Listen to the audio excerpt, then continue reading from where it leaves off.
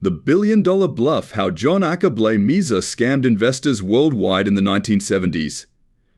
It is no secret that for any elaborate scam to take place, it must first be well conducted, believable, and must achieve its intended purpose, which often ends with loss, pain, anger, and even denial on the part of victims.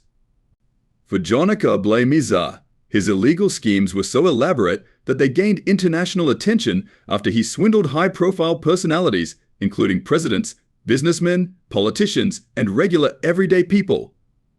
According to excerpts from a book authored by Ackah titled Anansi's Gold: The Man Who Looted the West, Outfoxed Washington, and Swindled the World, Blay-Miezah's story is said to have taken place in the 1970s when Ghana was faced with an unprecedented economic crisis.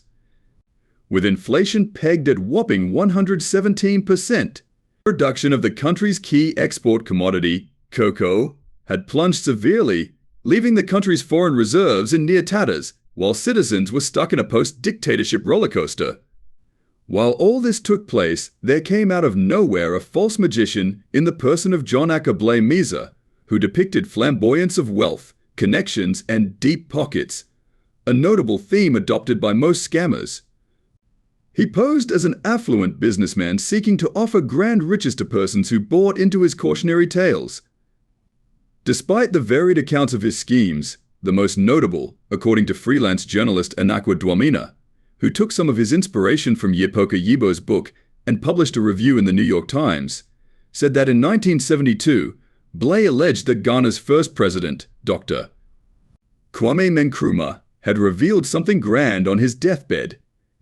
He indicated that Blay-Miezah claimed that Nkrumah said he had hidden tens of thousands of gold bars and huge sums of cash amounting to untold millions in the vaults of Swiss accounts. He claimed that the vault was set up in a trust and could only be accessed by Nkrumah's close confidant, who happens to be John Ackah Blay-Miezah. He told investors that to gain access to the funds, conditions of the trust had to be met.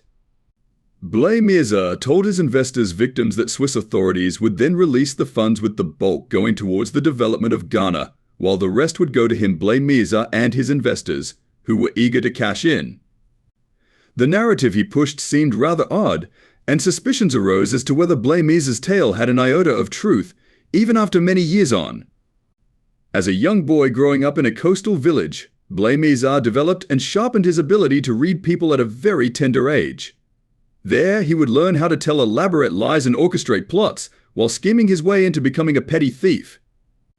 After one of his botched operations, he was imprisoned on petty theft charges, but this would lead him to his next stage of the scam ladder. While in jail, he was in cells with certain powerful elites who had fallen out of favor with successive regimes at the time.